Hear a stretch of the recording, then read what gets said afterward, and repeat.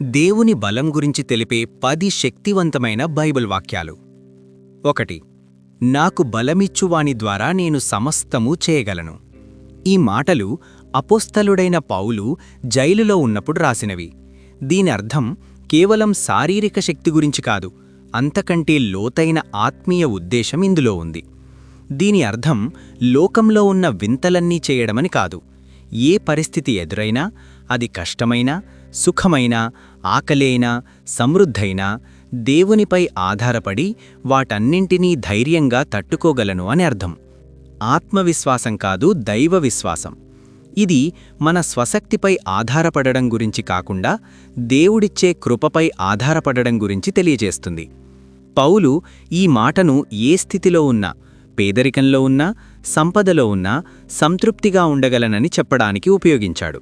మన జీవితంలో ఎదురయ్యే సవాళ్లను ఎదుర్కోవడానికి అవసరమైన మానసిక మరియు ఆత్మీయ బలాన్ని దేవుడిస్తాడనే భరోసా ఈ వాక్యం ఇస్తుంది.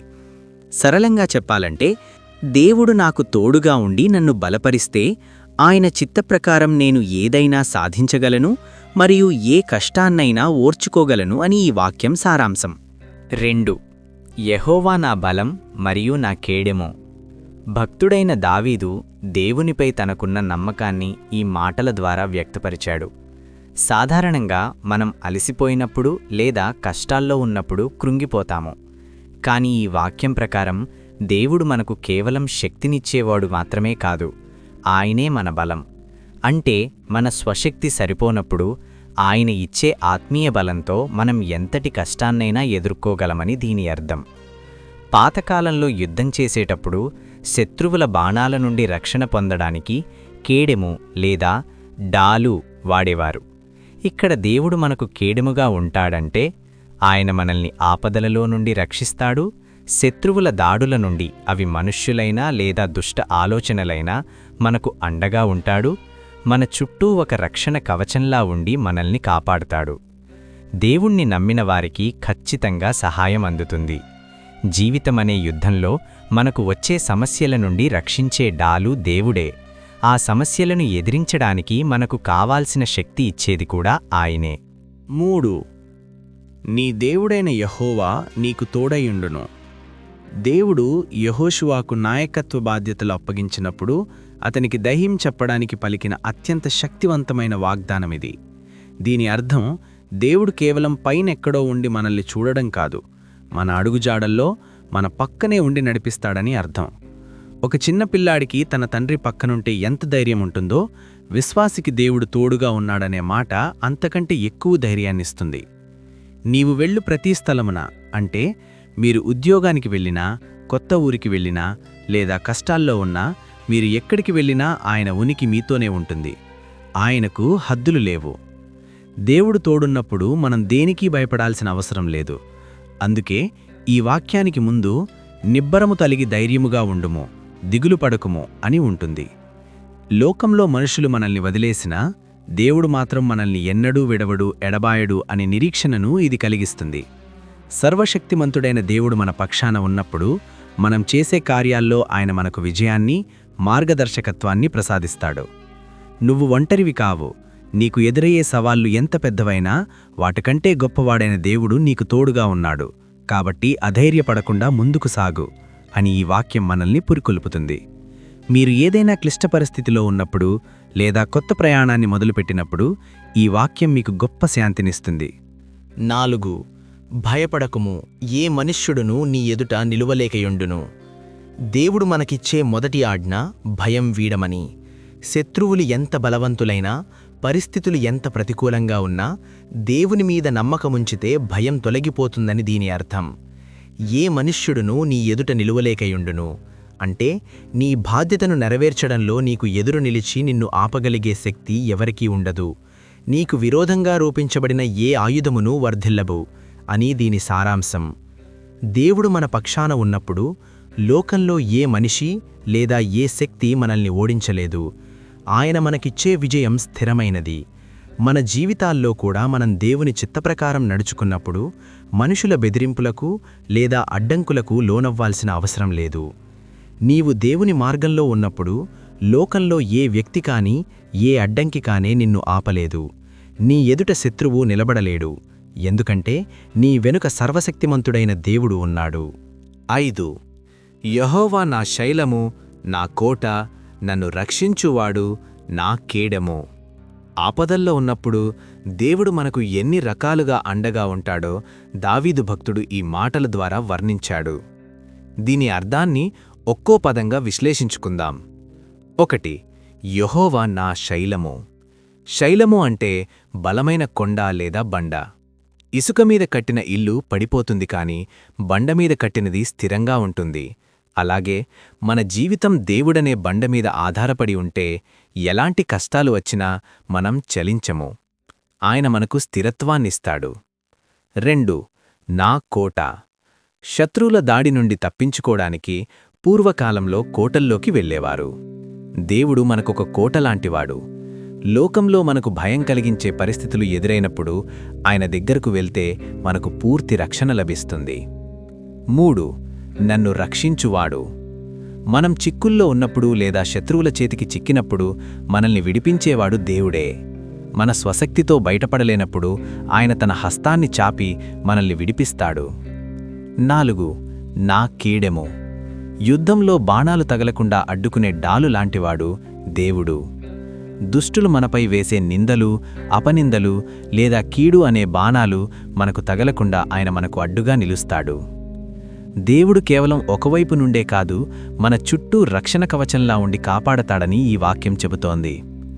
పరిస్థితులు ఎలా ఉన్నా దేవుడు మనకు అండగా ఉన్నాడనే బలమైన నమ్మకాన్ని ఇది కలిగిస్తుంది.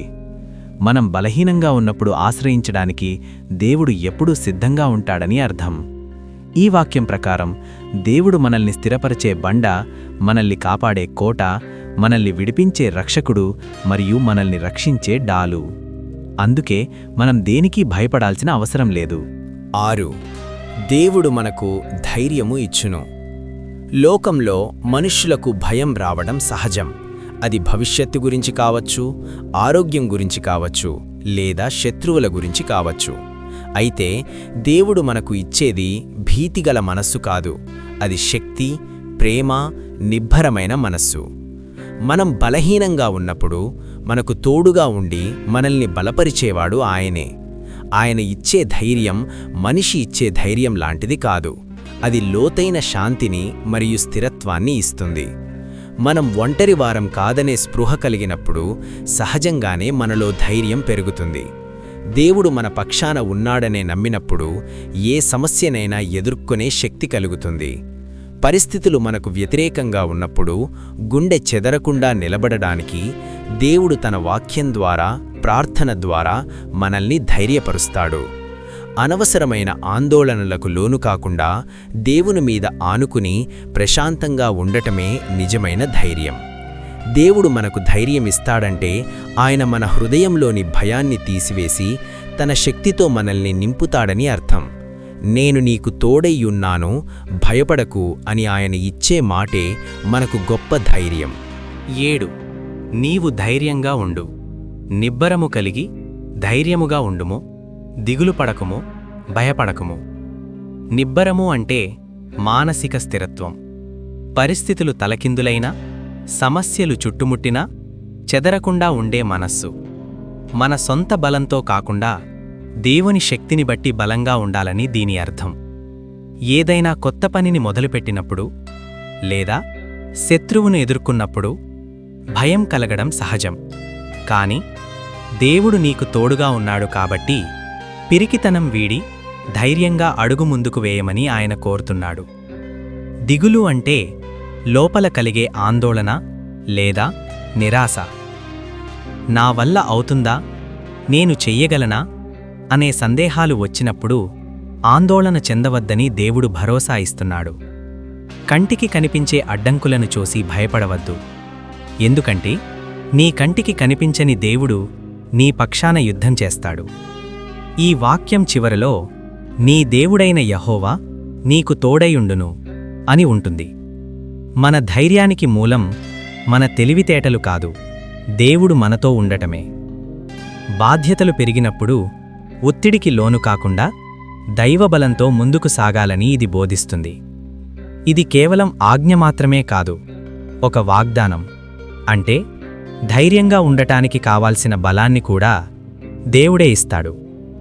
సమస్యలు ఎదురైనప్పుడు మనసు పారేసుకోకుండా, అంటే నిబ్బరము, భయాన్ని వదిలేసి, అంటే ధైర్యము, రేపటి గురించి చింతించకుండా, అంటే దిగులు పడకుండా ఉండాలని దేవుడు మనల్ని ప్రోత్సహిస్తున్నాడు. 8 దేవుడు నీకు బలమిస్తాడు. యెహోవా తన ప్రజలకు బలముననుగ్రహించును. మనకు కష్టాలు ఎదురైనప్పుడు లేదా బాధ్యతలు ఎక్కువైనప్పుడు మనం త్వరగా అలసిపోతాము. అటువంటి సమయంలో మనకు కావాల్సిన ఓర్పును, సహనాన్ని మరియు శక్తిని దేవుడు ప్రసాదిస్తాడు. ఈ బలం కేవలం శారీరకమైనది మాత్రమే కాదు, మనస్సును దృఢపరిచే ఆత్మీయ బలం. ఈ వాగ్దానం ఎవరికి అంటే, ఎవరైతే దేవుని మీద ఆధారపడతారో, ఎవరైతే ఆయనను తమ రక్షకునిగా నమ్ముతారో వారందరికీ దేవుడు ఈ బలాన్ని ఇస్తాడు. ఆయన తన బిడ్డలను ఎప్పుడూ బలహీన స్థితిలో విడిచిపట్టడు. మీరు ఒత్తిడిలో ఉన్నప్పుడు లేదా నేనిక చెయ్యలేను అనిపించినప్పుడు దేవుడు మీకు కొత్త ఉత్సాహాన్నిస్తాడని ఈ వాక్యం భరోసా ఇస్తుంది.